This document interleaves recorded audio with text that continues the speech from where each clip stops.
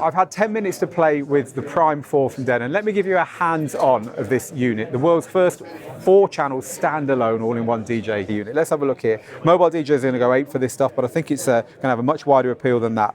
So let's get a track loaded. So let's start off by looking at this screen here. To load a track, here's a track here. This is a big touch screen. You just swipe it, and it'll ask you which deck you want to load it on. Hit play, and this is now playing over here on this deck here. So the waveforms are very, very clear up here. They can be pinched, and you'll see they're both moving together.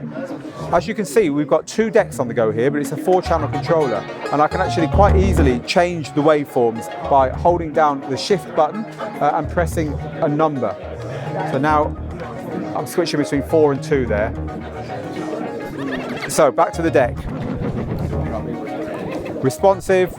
You can see that it knows that I've touched it. You know, it knows that this, I can change the color of the ring, but it knows that I'm touching it here. I can turn that on and off here, and this turns it into more like a CD mode. Let's talk around what we've got on here. It's quite standard stuff for anyone who's used to DJ controllers. So we've got a big long pitch change, key on and off. Denon loves its pitch bends, so if you like to bend with a pitch button instead of this, you've got this here. You can edit your beat grids live on the track here by pressing this button here, which is really nice. So you can mess around with your beat grid on here. You can also halve and double it and shift it as well here. So you've got all the controls for beat gridding. So again, there's no need to do this ahead of time. One of the big things that comes through again and again on this unit is no laptop required. So all the stuff you'd normally want to do on a laptop, you can do on here. So down here for the performance pad mode, so the usual hot cues are going on down here. That's right back to the beginning there, but the hot cues are down here, so I can use the shift button to delete these and then set them where I want them. Hot cues down here. Loops are on here as well. This is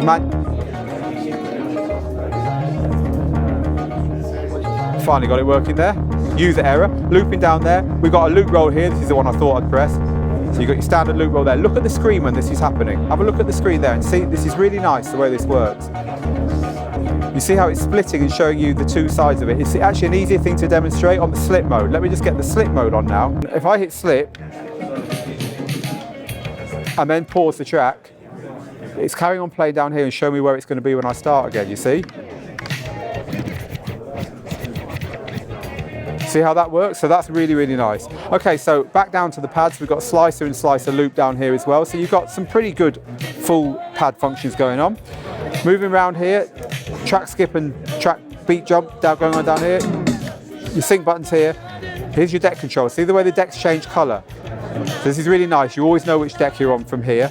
Sensor button is here.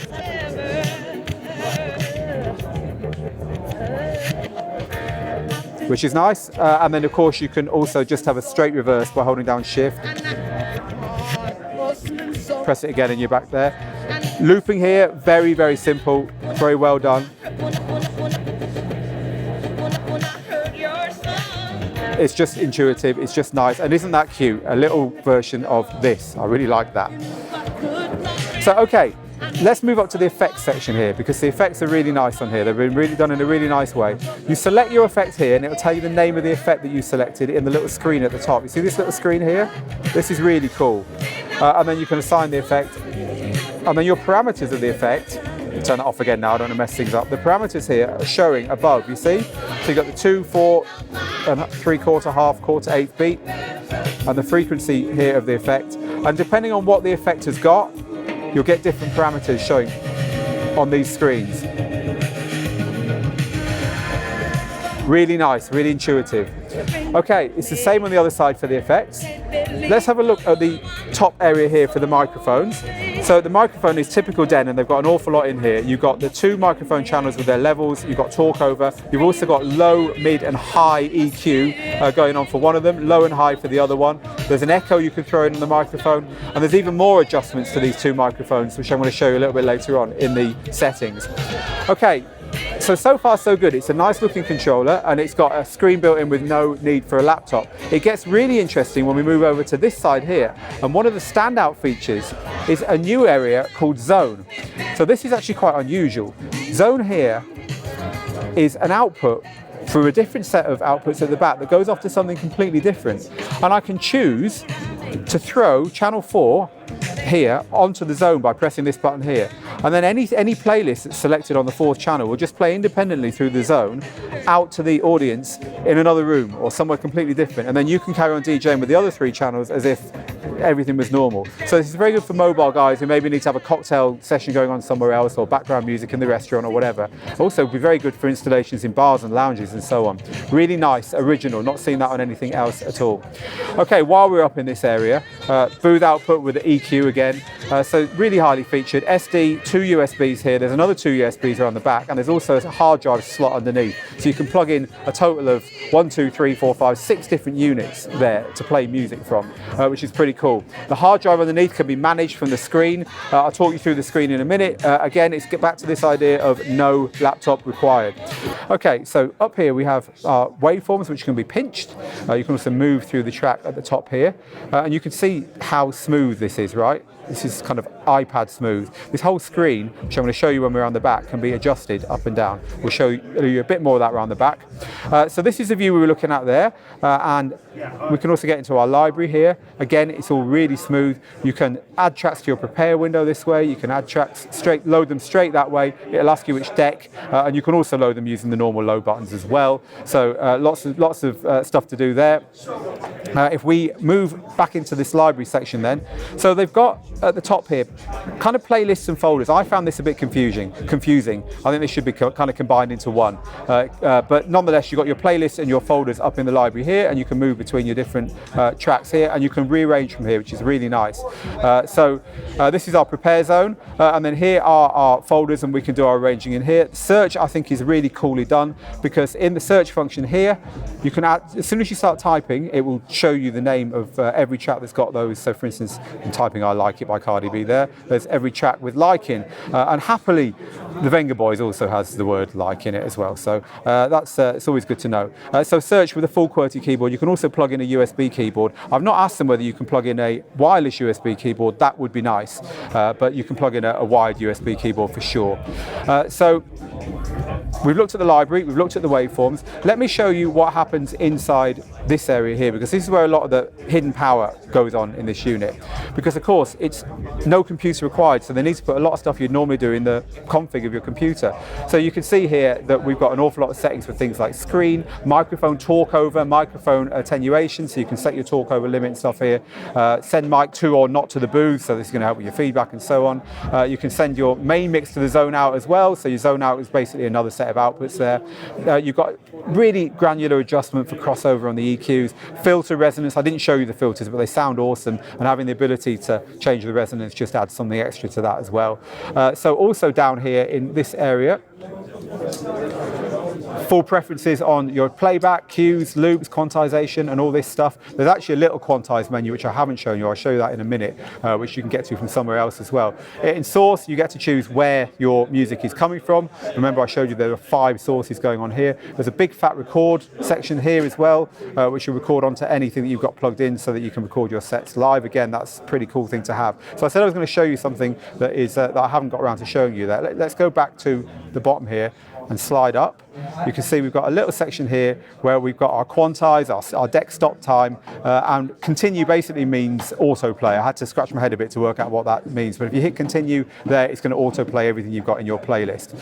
So a lot there to get your head around. Think of this as basically the closest anyone's got to a full laptop built into a DJ controller. Everything from beat gridding to sorting your music to managing your music, because there's a hard drive slot for a terabyte hard drive underneath. So you can even plug your laptop in to throw music onto it, and you don't have to take the hard drive out at all. And once you've done that, unplug your laptop, take it away, and you can then adjust your music from there in here. And of course, if you want to put music in straight from USB, you can do all the adjusting from here as well.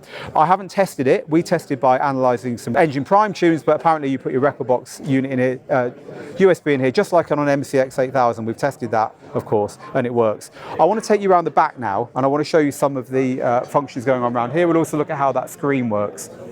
So the screen, this is again really nice. Look at the way this can be adjusted. So quite often you'll set your DJ gear up on a table, and the table might be lower or higher than you like, which is not so good for your back, but also it's not so good for your eyes because the screen's not looking right at your face, right? Well, they've change that here. You can have it flat if you want, and you can have it all the way up to almost vertical. Now the screen comes with, again, I want to show you because I know a lot of mobile people will be watching this, comes with a cover that you can slide on like this for transport, which is really nice. It does stick out, of course, so I'd recommend getting a case, a hard case for this. It's going to protect this on the move. Let's have a look at the back of the unit then. So this charging cable here indicates that one of these two extra USBs, remember I've shown you two on the top and an SD, can also be used for charging your phone, which is nice. Here's where your computer plugs in. I haven't tested this in this quick review, but you can plug in here sound switch, a Resolume, any lighting software, and it will recognize the tracks you're playing with a bit of tweaking and programming. Apparently lighting timecode is all built in and comes with this, which is really cool. So the full, as you'd expect from Denon, range of outputs, zone out, booth out, master out here, master out. These are all balanced, and there's unbalanced master out as well. Now there's 4 inputs, line, 2 of them are phono, which means that when Serato comes for this unit, which is coming apparently, well definitely, but it's not there yet. When Serato comes for this unit, you'll be able to use DVS by setting these to your decks. And the microphones, both microphone inputs are on the back, and they're both Omni, so you can plug in TRS or standard XLR for your microphones as well. So let's go back around to the front and let's just give you some first thoughts on this. Clearly this is a big controller, this is a big DJ system, and I've not had time to have a full play with it yet. All I've had time to do is load a couple of tracks and hit a few buttons. But my first impressions of this are, it looks big, doesn't it? But it's, once you've seen what's on it and picked it up and felt it, it's actually more portable than it looks. It's not quite as heavy as it looks like it might be. That said, the build quality is awesome. The screen just blows you away. I mean, I've only just scratched the surface with the screen. It just works nicely, and it's not actually that complicated to get your head around it. 10 minutes I've had, and I'm not the brightest. It just kind of like it's all at your fingertips and it's intuitive. I love the zone output. I love the way the effects work. I love the track inside, just like on the big brother players, the SC5000s, the track data inside. You can tweak it to how you want it with colors and so on. But the big giveaway here is, the big takeaway here is no laptop. This is a standalone DJ system that is just going to let you do everything from preparing to performing in one unit. And frankly, I'd like one of these in my living room, never mind in the DJ booth. Full review coming from Digital DJ Tips as soon as Denon can get us a unit, because we've had to fight to get on this one, trust me. And I'll let someone else have a look at it now. This has been our very first review of the Prime 4 here on Digital DJ Tips. Like, subscribe, follow, and we'll see you again very soon.